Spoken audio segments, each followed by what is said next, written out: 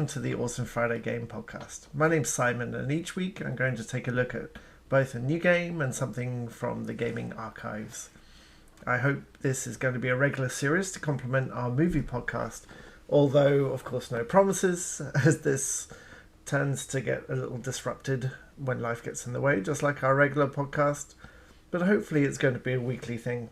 Episode 1, I'm going to look at the most recent Call of Duty Vanguard, as well as taking a wistful look back at UGA's classic Res. So let's look at the new Call of Duty. So the new Call of Duty goes back in time again after the Cold War setting of the last Black Ops. It's gone back to a World War II setting. And of course Call of Duty has its origins in this setting, sometimes earlier, sometimes a little bit later.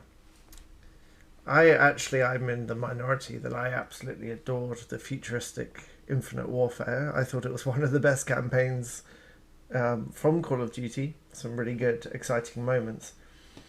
But compared to the other Cold War Call of Duties, I really like the old Second World War setting.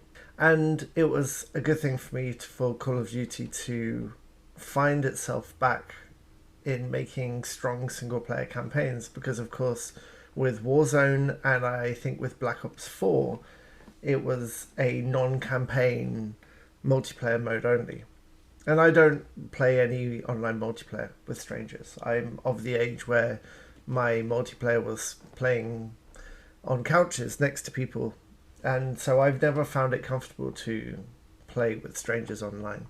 So that side actually doesn't interest me at all. I'm always interested in a Call of Duty if it has a strong single-player campaign. And that's one of the things about Call of Duty for me. I would call it a guilty pleasure, but I don't even think it's that guilty. Playing through the campaign each year, knowing it's going to be a 5 or 6 or 7 hour experience, and treating it like a movie, like an interactive movie, is honestly a real thrill I get. I'm definitely the kind of gamer that prefers single player campaigns. As I've explained before, I'm not really into multiplayer. And there's something about the Call of Duty campaigns when they are firing on all cylinders, where they have all that budget and all that artistry behind them. It's kind of like playing through something like a XXX movie or a very cheesy war movie. There's a J.J. Abrams produced war movie, and if Matt were here, he'd be able to tell me the name, where some young soldiers stumble upon a Nazi encampment where they're secretly making zombies. It was basically Call of Duty Zombies, the movie. And a good Call of Duty can feel like that, like really bombastic and really kind of out there and a bit crazy. And after playing through the Vanguard campaign, I can say this is one of the strongest Call of Duty campaigns in a long, long time. And inadvertently, buried in that campaign is perhaps the future of the franchise, but I'll get a bit more into that later. So the campaign does a very, very clever thing, and that it sets the entire story around a ragtag group of mismatched soldiers on a suicide mission. And I'm already there for that kind of thing. I love this fighting against overwhelming odds, how will we possibly survive kind of situation. And I like sticking with the same characters. We have a group of 6 as the main core, all really well acted, and the whole game is really, really well directed, and you've got some top voice acting talent in there, including Laura Bailey, who is fantastic as usual. The opening level and the closing level are the only levels where you actually play as the full group, and this could be disappointing to some, because it's really in these 2 levels where you are using their distinct and individual skills, because they each have like a buff and a bonus skill that they have. And when the game gets to the point where it has taught you about each of these skills individually, and lets you loose and cuts between them, and it's all controlled. You're not at the point in Call of Duty yet where you can swap your protagonists. It's all directed, but it's expertly directed. So it may be disappointing to some that you don't have that full group. That basically in the first mission, which is a wonderful running insertion into a submarine factory, and it really, really feels like one of these desperate measures taken by crazy people in crazy times. And as a result of that mission, you get locked up. You and your team get locked up, and you're questioned one by one by Dominic Moynihan's fantastic Nazi desk jockey, Yannick Richter, who... Dominic Moynihan's a great actor anyway, but he finds a very sensitive coldness. Like, part of this character is that he has never seen combat, and so he's always kind of trying to prove his worth to this Nazi machine as these much stronger Nazis are around him, and so he does play it very, very well. As he interviews, as he tortures, interrogates each of the team, you get a flashback mission, or two in some of the cases. And these were all good. They're all very, very good. And the approach actually gives you a lot of flexibility with what you can do with the story missions. Instead of it just being the same setting and the same time frame, you've got desert rats tumbling over sand dunes. You've got creeping through icy streets in Russia with a sniper rifle. You've got standoffs in hotels. You've got fantastic airplane battles, which are completely over the top. There's not an ounce of realism here, but why would you ever look for that in a Call of Duty? And what's really nice about these is that they're all the fat is trimmed off. Like, they're almost treated like their own mini games. In that the 2 or 3 missions that they have are all completely laser focused on that era and that location, but also each of the heroes has this skill that I mentioned before. And so it puts you in many, many situations where you have to use that skill in order to survive.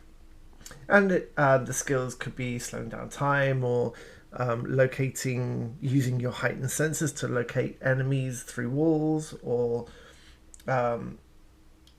using a special ammunition or demolitions equipment. And there's one slight problem, though, in that they're all very, very good. But one of the characters, the only female in the character, Polina Petrova, who is a Russian sniper, again voiced spectacularly by Laura Bailey, becomes this character that the Nazis hate and fear as this sniper who mercilessly hunts them down and takes them out. And so her special skill set is actually mobility. So she, unlike the other characters, she can slide under tables and jump over tables and mount things at full speed. And her missions kind of oscillate between creeping around and hunting snipers, a sniper hunting snipers, which is always good. But also it actually has some close quarters combat that's very, very snappy, particularly in a post office or a hotel, where there are some certain enemy types who have massive advantage over you that you have to use your mobility to outsmart. And there's one level in particular where she's in this like partially destroyed department store working up and down. There's a lot of good verticality as well. And there's just masses of soldiers coming to kill you.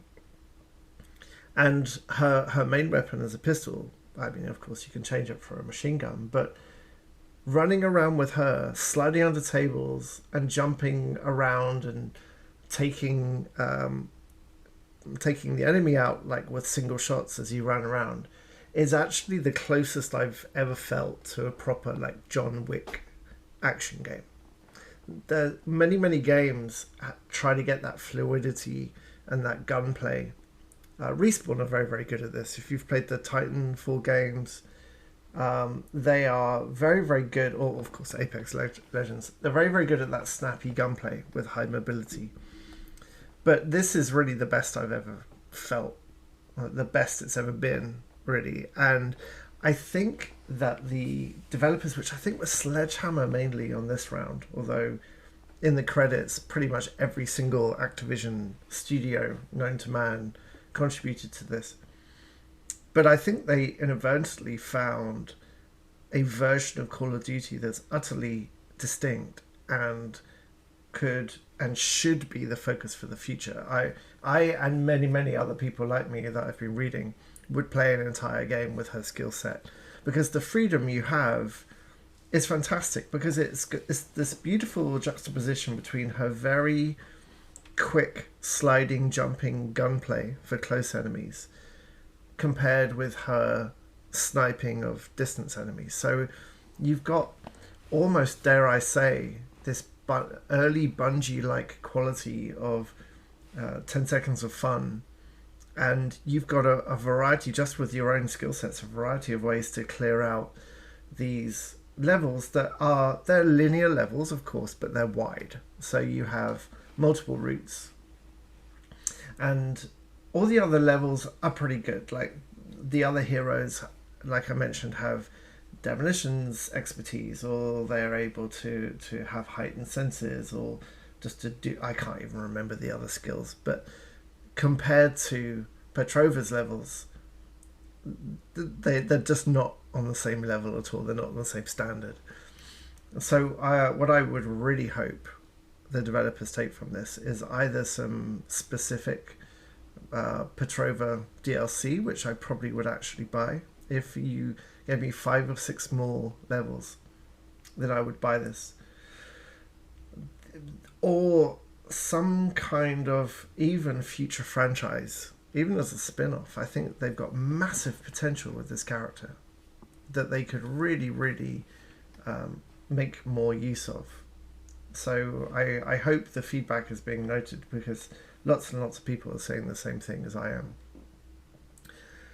And in the last mission, then, all of these players come together. Again, you break out of prison, and it's this final race to stop the really bad Nazi from doing really bad things.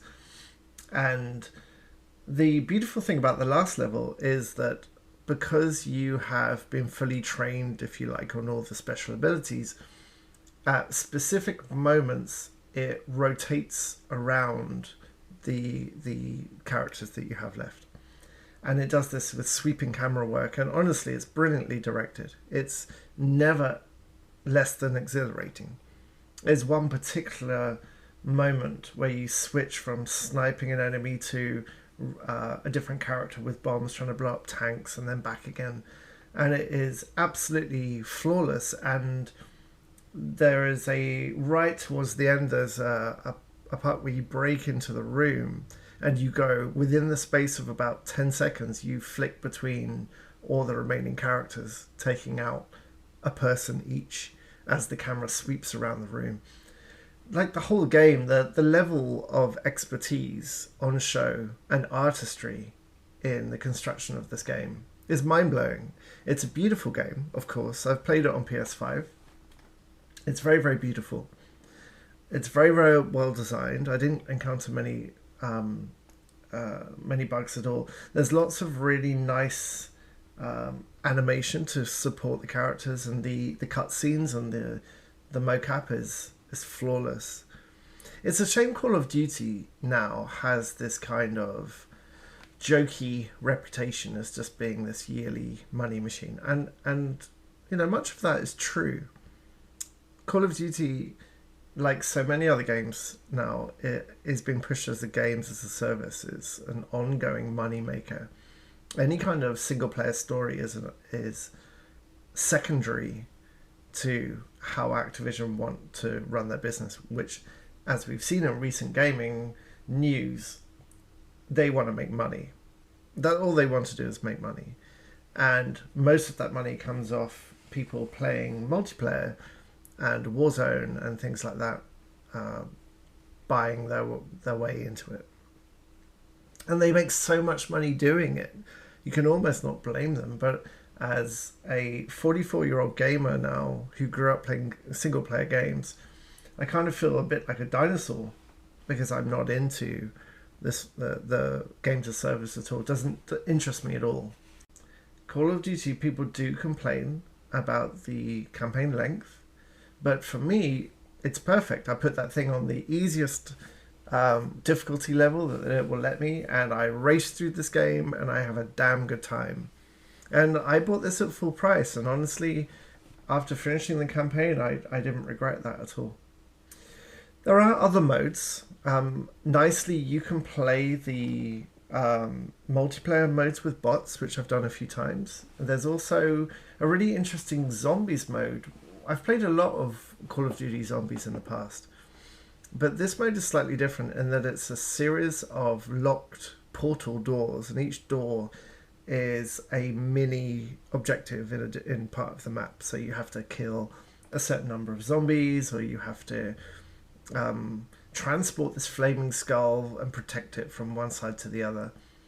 I don't think it's particularly as compelling as zombie modes I've played in the past, but it's quite interesting. The big disappointment for me, though, and something that I really wish Call of Duty would focus on again, is the Spec Ops mode from Modern Warfare 2 from years and years ago. And I think the Spec Ops mode from that game is my most played Call of Duty, both in single player and couch co-op. If you've never played it, co-ops was a series of ranked single player or co-op missions that had no story linked to each other. And they reused many of the game's locations for single objectives. And it really felt like playing Time Splitters 2, which also had a wonderful arcade mode where you had single quick objectives. And when you don't really want to battle through a story mode, or you don't have that long, playing a level that's completely self-contained and has a scoring system, I find it incredibly addictive. And the big disappointment for me from Vanguard is that when I completed it, there was no unlockable arcade mode or level mode. I was fully expecting, actually, the ability to play or replay different levels with different operatives, because I wanted to play the whole game as Petrova and see how it changed the levels. Now, of course, these games are designed, the levels are designed specifically for the operatives and their specific skills. So I do accept it's not as easy as I'm making out. But even just making an arcade layer, a scoring layer over the individual levels, that's skipping the cutscenes and just playing through, which is what I did with, if you remember back to the Medal of Honor reboot that EA did on the PS3, I got to the point where I could play those levels almost on a perfect run, because I played that game so much just trying to meet these arcade style restrictions, and I had a great time doing that. I think if I could improve Vanguard in any way, it would be adding a layer of not just Spec Ops would be wonderful. Actually, I'd buy a whole game of just random missions, like storming aeroplanes and things like that would be perfect. But just an arcade layer, turn it into something a bit more fun and a bit more throwaway. Because I don't feel a massive need to go back to Vanguard. I've started playing through the campaign again, but because there's no remix, as much as I enjoy it, it's not holding the same thrills. Zombies mode is fine, but I don't feel that compelled to play it. I am actually going to try and dip into the multiplayer, which will probably last me 20 minutes or so, because I really don't get on well with that kind of multiplayer. But I'd like to try it as I've bought the game. But I think, as a summary, it's a recommend. Certainly I think Call of Duty is the kind of game that always appeals in a sale. Like, you can wait for this game if you want to, but buying at full price, even at the extra PS5 price, the cross-gen edition, which they've made $90 before tax, which is kind of ridiculous for any game. The story is actually good enough to warrant some of your time and some of your money. And of course the quality of it is extremely high, but buried in there are Petrova's missions. And as you play through her missions, it's hard to kind of ignore the fact that you're maybe playing the future of Call of Duty right there, because it's a fantastic experience. So I recommend. Now, of course, there's a huge caveat. Activision has been in the news recently. The CEO, VP, the top of Activision, Bobby Kotick, has a checkered past, to put it mildly, in terms of how his company treats their employees. There have been massive problems with inequality and misogyny, and there's been some more evidence of that, and Activision doesn't seem to be able or willing to do anything about it. So as a consumer, we kind of hold the last cards. So I completely understand if you would rather not give Activision any of your money at the moment. The flip side of that is that the designers who worked on this game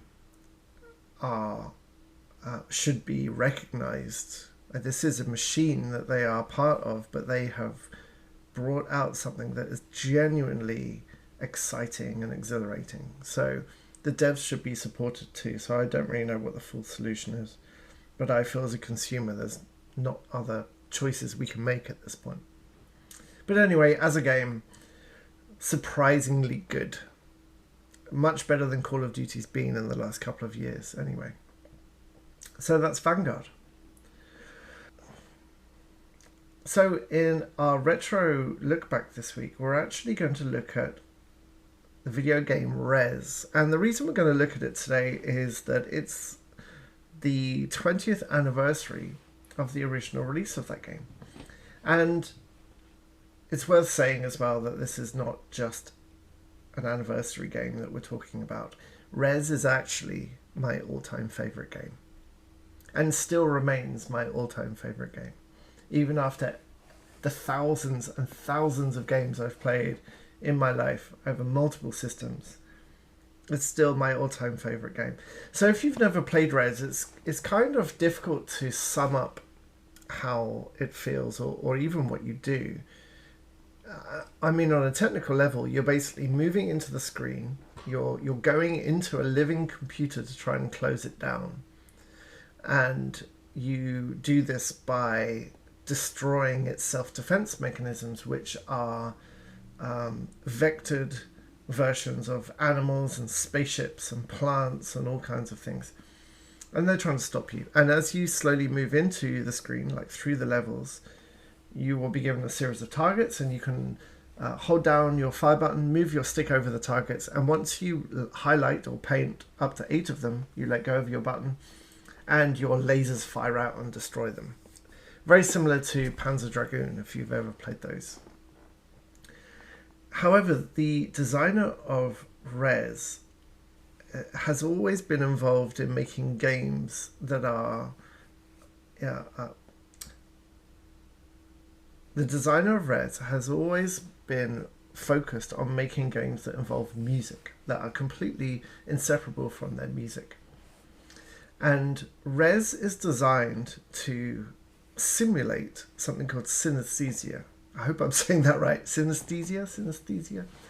So I actually have this. It was much stronger when I was younger. It's become less so as I get older. Maybe I'm just old and tired.